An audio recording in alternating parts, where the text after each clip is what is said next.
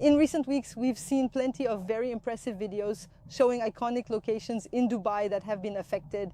By the way, I want to point out that these places weren't directly targeted, but were instead collateral damage. Today, I'm with the reluctant investor. He's back in Dubai. We're going to visit all these places one by one to see how things are. For those who don't know me, my name is Agathe. I've lived in Dubai since 2013 and I've been investing for about 10 years. I founded l'Agence Dubai to support investors, European investors in their investment journey in Dubai. So let's get started. Where do you want to start? I'd seen some pretty intense images of Dubai Creek Harbour. Specifically, it was the address tower that was on fire. So I'm curious to see what the situation is really like. Okay, let's go then. We're off. We're in downtown now, heading to Creek. We'll be there, I think, in about 10 minutes.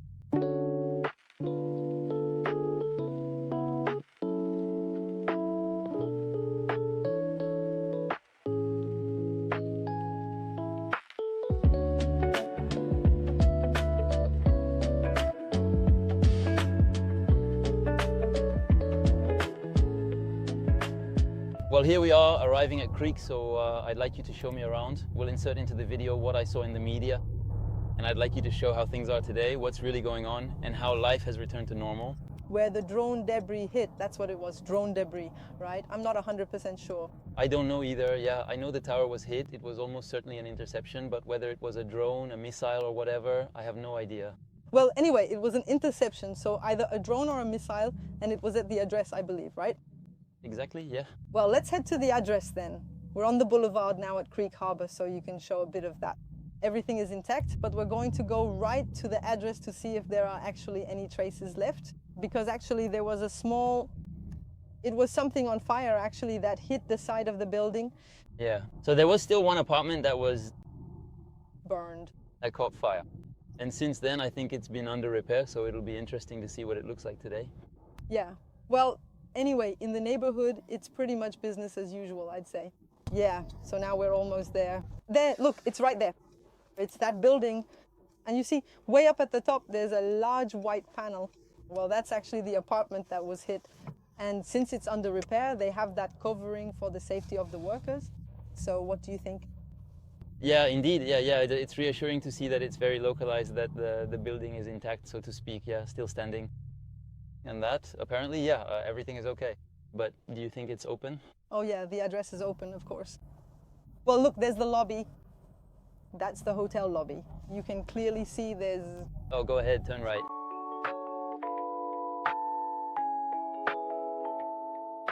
Because, yeah, we're at the hotel lobby now, but this is Tower 1.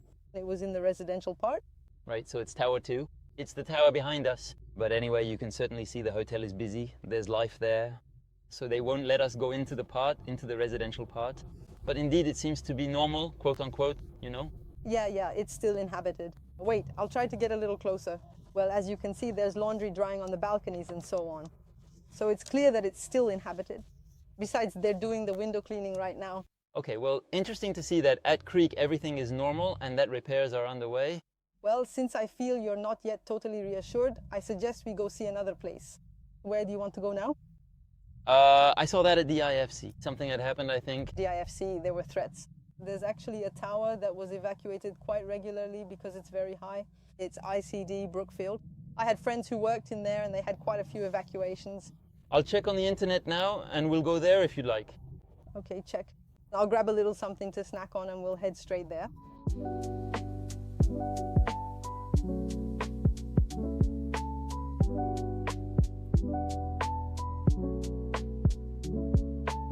Okay, well, now that you've seen it was under repair, I don't feel you're 100% reassured. So I get the impression you want us to go for a drive elsewhere. Where do you want to go? No, yes, I am reassured. It's just that, well, it would be interesting to take a look around to compare properly. Let's go see DIFC. I think there's a tower that was a bit damaged over there. Do you know where it is? Yeah, Innovation One Tower, I think. But it's where the Al Baruti restaurant is. I know it very well, so let's go. All right, let's go.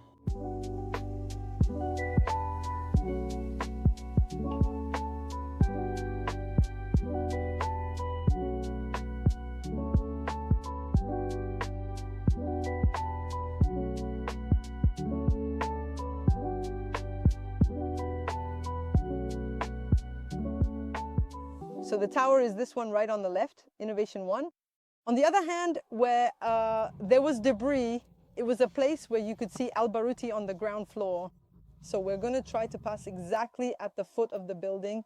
Well, whatever happens, it's this tower. I think it's been repaired in the meantime. But anyway, whatever happens, the important thing to understand is that, well, it's business as usual. The tower is still there. There are people.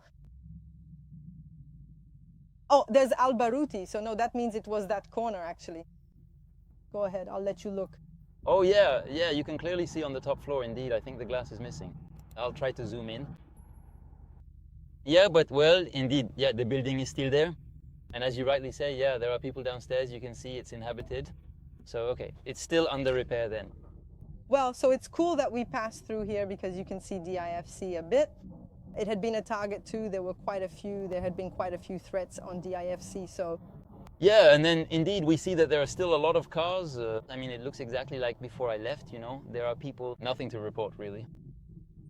Before we go, you told me you also wanted to go see the Burj Al Arab and the Fairmont. Before we head over there, right now we're in a financial district, a business district. Do you want to go see, I don't know, a mall, for example, or something like that? Yeah, because I heard that the restaurants and the malls were empty. Indeed. So if we can go there, that would be cool. So right now we're at DIFC. We can hit the road. I have an errand to run as well at Dubai Hills Mall as usual. So we can go there. Then again, it's a weekday. It's 4:30. So I don't know if it'll be busy or not. Usually it is. I was there this weekend. But it's still a weekday during the day, so we shouldn't expect a weekend crowd either. Okay, but anyway, it'll still be interesting to see it. Where do you want to go? Mall of the Emirates is better and on the way. Might as well, okay. Well, okay, let's do that. Right, let's go.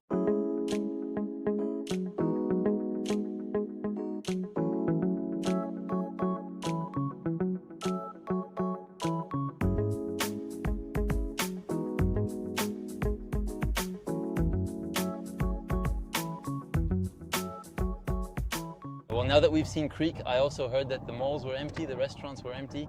Can we go to a mall so you can show me how busy it is? Yes, of course. Well, you wanted to go to the Fairmont, so more towards the Palm Fairmont, Burj Al Arab. So we took Sheikh Zayed. What I suggest is that we go to Mall of the Emirates then, because it's on the way. All right, let's go.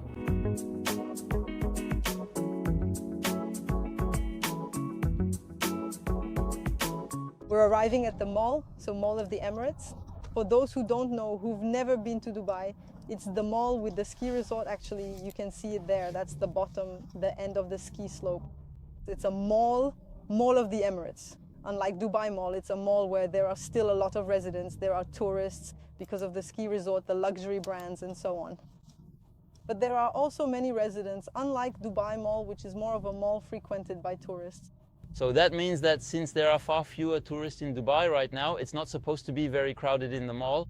Yeah, there are still the residents. And then there are some tourists, you know. I have clients who came to visit me this week. They told me the flight was full. So it can't just be residents coming back at the same time. There were quite a few tourists. So there are still a few tourists. But I think the people we'll see there will mostly be residents because it's a mall with a Carrefour and everything. So people come to do their shopping. There are restaurants. Well, there's the ski slope. That's more for tourists. In this case, we don't really go skiing regularly. Have you ever done it? Yeah, well, I did it with people who come to visit us, actually. I'm not going to go by myself. Like, you never thought on a Wednesday afternoon, I'm going skiing? No, but it's true that it's nice to do. Well, then again, there are always people who will say it's an ecological disaster and all that. And I understand. I'm not saying otherwise. It's cool to do something because it closes late. It closes around 10 p.m. So you can go have breakfast in the morning, then go for a swim, spend the day at the beach, and then around 5 or 6 o'clock go for 2 or 3 ski runs. And it's, well, it's artificial snow, but I mean, it's real snow, like... Yeah, it's artificial snow. There's a chairlift and there's a little mountain cafe where you can go have a hot chocolate and all. Yeah, it's nice. Aren't there penguins or something? Yes, there are penguins. They put on a show. Yeah, they put on a show. I think it's at 11 and 1 o'clock. Twice a day they put on a show. All right, let's go.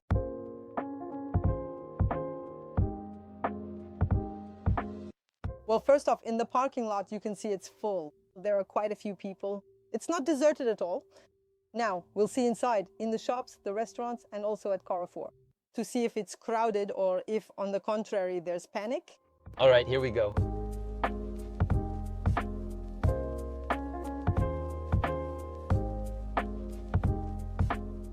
There we go. Now we're entering the mall.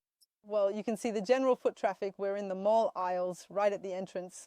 We're going to walk around a bit near the Carrefour checkouts just to see, well, if it's busy or not. You who are used to coming here, is this normal foot traffic? Are there more people, fewer people? What's it like? Right now, it's pretty normal foot traffic. Well, you can see there are people everywhere, actually, in all the aisles, on every floor. So, yeah, I'd say it's pretty normal considering it's a Thursday and it's not even 5 o'clock in the afternoon yet. So people haven't finished their work day yet. So, yeah, I'd say there are quite a lot of people. When you look over there at the aisles and everything. And so, is Carrefour exactly like in France? What's it like? Yeah, Carrefour is exactly like in France. It's the biggest hypermarket in the region. In fact, this one, Mall of the Emirates, I think it's the largest. And you find, well, exactly what you find in France, all the food products, electronics, and so on. And is it cheaper or more expensive? It depends on the products. If you buy imported stuff, for example, camembert or, well, things like that, it's still much more expensive. On the other hand, when you buy local products or products imported from the surrounding region, like Saudi Arabia for all the dairy products and so on, or the fruits and vegetables, it's not expensive at all. I'd even say it's cheaper than in France. Okay. Well, indeed, it is crowded.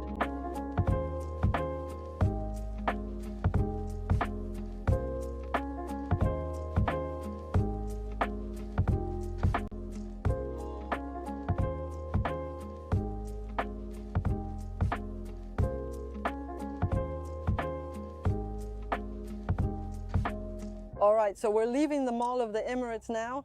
What did you think of it? Well, I'm actually pleasantly surprised. It's quite busy. Still, it's reassuring because we're in a ceasefire period now. There are no attacks on Dubai at all, so it would be bad if no one was there, really. Yeah, but I don't know, I heard it was a ghost town, that everyone had left Dubai. If everyone had really left, it would still be empty, wouldn't it? Yeah, that's true, yeah. So in the end, that's a good point. You're not just coming back for shopping, so where do you want to go now? I'd like to go see the Fairmont because that really made the rounds in the French media, even worldwide. I think it was very impressive. Yeah, and it was the first piece of debris that fell on something, I believe. I think there were only interceptions that hadn't caused any damage, and I think the Fairmont was the first actual damage. That's why it went global. Yeah, so I'm curious to see what it looks like. Okay. Well, the Fairmont is on the Palm, so I think we'll be there fairly quickly. How much time do we have? 10 minutes. Let's go. Depends if you're driving or if I am. We'll let you take the wheel.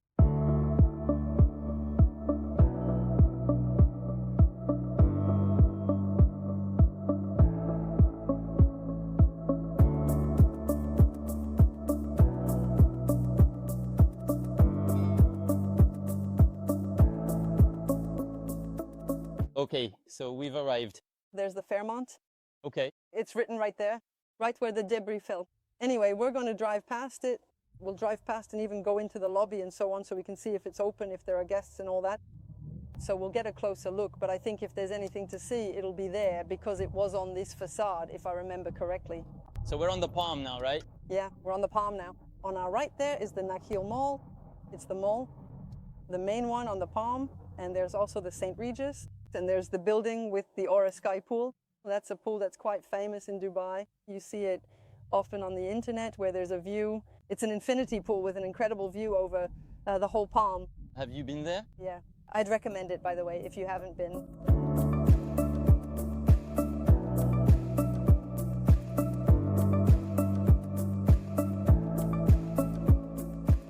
So this is the Fairmont. We'll show the lobby. I think that's where the thing fell. You think the scaffolding is for that? The scaffolding is for repainting because you can see it's been repainted. So it's been repaired, but look, I think it's just for the painting now, actually. In any case, we'll drive through the lobby area. Do you want us to stop as well or not? Or just drive through the lobby? Is that okay? Yeah, no, the idea was mainly to see that it was open and that life was normal, you know? We're passing in front now. So we won't go in because otherwise we have to park the car, give it to the valet and so on. It's a bit of a hassle. But look there, the doors are opening. There are some guests, and that's a guest taking a taxi. Okay, so it is indeed open, it's in good working order, and there's nothing unusual. The cars you see parked there too, those are the cars that were picked up by the valet and parked there. So that proves that even besides the hotel guests, there are people coming to eat in the restaurants, cafes, and so on. However, it's at the Burj Al Arab where I saw that there was a big thing too, I think. Well, the Burj Al Arab, same thing actually. It's some debris that fell. So there was nothing at all. Actually, it's some debris that fell on the facade. So it's the facade that was a little bit affected. But if you want, we can go by there too, so you can see. Yeah, because it was impressive. It was on fire, and for me, it was still impressive because it's one of Dubai's landmarks, the Burj Al Arab. So to see that it had been hit, it was quite something. Well, actually, you have to understand that most of the missiles, drones, and so on, they were intercepted over the sea. So it wasn't over the houses, the places, the residential areas, and so on. So that's why the hotels that were close to the sea, like the Fairmont or even the Burj Al Arab, they were hit more than the others. It's not that they were targeted directly, but it's because they were in the area, they were in the interception zones actually. So the Burj Al Arab, it wasn't on fire either. It's just that some flaming debris fell on it, but there wasn't a fire at the Burj Al Arab. It's something that was limited to the facade. Okay, I understand. And here I see a building also that's under construction. What's the situation with the constructions? Did they stop during the conflict? Is everything continuing? Do you have any feedback on that? Yeah, of course, everything continues as if nothing happened. This building is an Omniat building, which I like a lot. By the way, for the record, it's 1 floor per apartment. The one under construction? Yeah, so I think there are only 18 apartments. Each apartment has its terrace overlooking the marina and the Royal Mirage. Each apartment has its private pool. It's really, really ultra luxury. And well, as you can see, there are people working. Exactly, yeah. That too, it's a thing that I had often heard. Are the projects still under construction? What's going on? Yeah, indeed. Well, as people imagine actually that we live under a rain of bombs, missiles, and so on, inevitably you tell yourself people aren't working anymore, people who work outdoors, the workers and so on aren't working anymore. But as you see, we're quite far from reality when we say that. And since it doesn't rain, it doesn't snow, well, there you go. The weather conditions allow it, and besides that, nothing special is happening. Well, everything continues as if nothing happened. So the constructions, they continue, and as far as we know, we haven't had any delays communicated to us by any of the developers we work with. There, that's it, we're arriving next to the Burj Al Arab. I don't know if you know, but right now it's closed. It has nothing to do with the conflict. It's closed because it's 25 years old, I think. I think it was inaugurated in 2001. It's 25 years old and it's really super dated. I would say tacky. I don't really like the interior. The exterior is magnificent. It's very elegant, very sober. And the interior, it was all gilding, aquariums, red, blue, yellow carpets. It really wasn't very nice and not at all up to date anymore. So they had to close it to do some embellishment work inside to bring it up to date. And since right now there are very few tourists, well, they took advantage of it. They closed it now so as not to lose too much business. They used this opportunity to close it. So for now it's under renovation. So we won't be able to go inside. Oh, so the whole thing is completely closed off? Yeah, so we won't be able to go inside, but we can still go see the whole exterior, see the surroundings. We're going to Marsa Al Arab. It's a new hotel residence in a little neighborhood with small restaurants that opened not too long ago, maybe a year ago, something like that, a year or two. So it's the place from where I think we get the best view of the Burj Al Arab, where we're the closest. So where are you taking me now? Now I'm taking you to see the Burj Al Arab. So here, this is Marsa Al Arab. It's a residential and hotel complex with lots of little restaurants on the ground floor. It's super cute on the edge of a marina. And especially what's really famous here are those houses that are, I was going to say, on stilts.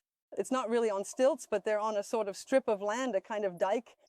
And they have incredible views as far as the eye can see over the sea and on this side over the Burj Al Arab.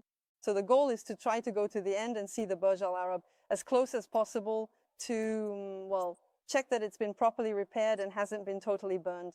Well, I was wrong. There's a barrier here since this is the access point to the villas. So we won't be able to go any further and we won't be able to get as close as possible to the Burj Al Arab. On the other hand, I think I've shown you a nice little neighborhood, right?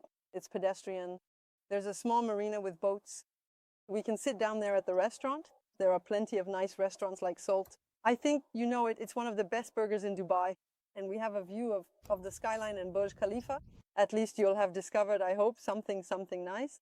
Well, should we try to find another way to get closer to the Burj Al Arab, or is that enough? Do you think that? Well, if we can see it, that would still be good. Then again, since it's under construction, have they repaired it? You know, I don't know. The thing is, actually, why did I come here? Because I wanted to see the back. Because, you know, where the debris fell, it's not the side facing the street, it's the seaside.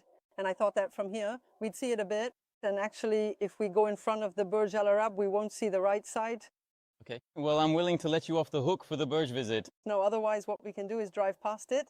Yeah, but same thing, we might not see the side we're interested in. No, we can't see that side, only by boat. On the other hand, what I'd really like to see is that I haven't been back to the beach since I returned.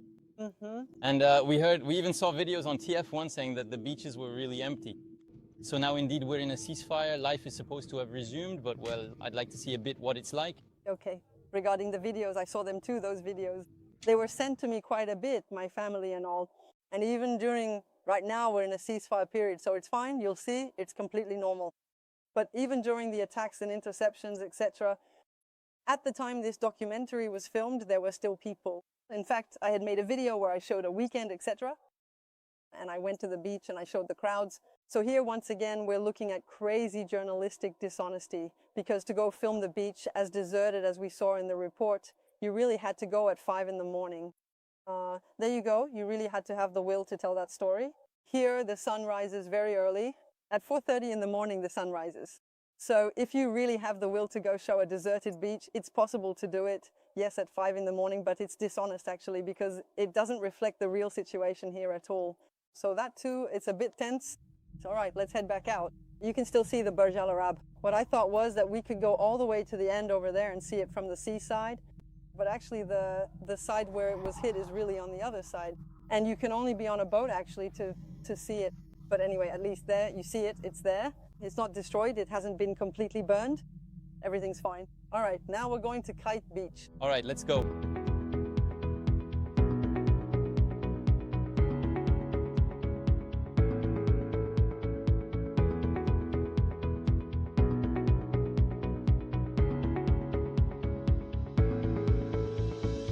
Okay, that's it. We've just arrived at Kite Beach. So now what time is it now? It's 6:15, so we're after work. That's why we're going to see mostly people coming to do their sports, coming for a stroll, coming to bike. It's almost sunset. Well, I'll let you see for yourself. We're going to walk quietly to see the people who are on the beach. And also, we're arriving here at the spot where all the restaurants are to see also, well, how busy the restaurants and the little cafes on the beach are. Is this a place that's normally frequented more by tourists or residents? Both. Really, Kite Beach is both. It's really the beach where all the residents come to swim, but it's more on the weekend. We don't really come to swim here during the week. On the other hand, we often come for a walk here in the evening after work to do our sports, to go for our jog and so on. And the people we see there, it's mostly going to be tourists, because since it's now become the main beach in Dubai along with JBR. But JBR, there are hotels that are directly on the beach, and generally the hotels that aren't there, they organize shuttles. Not all of them, mind you, but quite a few. They organize shuttles to come swim here, spend the day here. So all the hotels that aren't on the seafront, generally their clients come to swim there.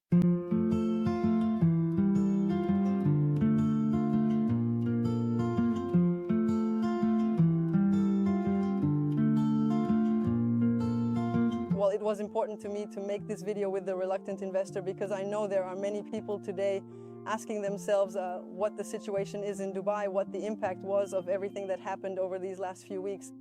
Has it returned to normal? Is it still interesting to invest? Or on the contrary, is it exactly the right time to invest? So there, I wanted to show you all that. What did you think of it, reluctant investor? Reassured or still?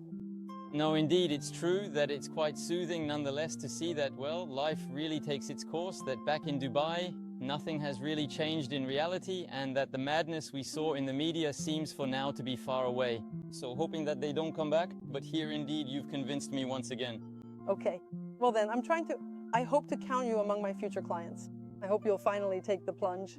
And you too, if you're interested in investing in Dubai and you'd like to know more, don't hesitate to contact us.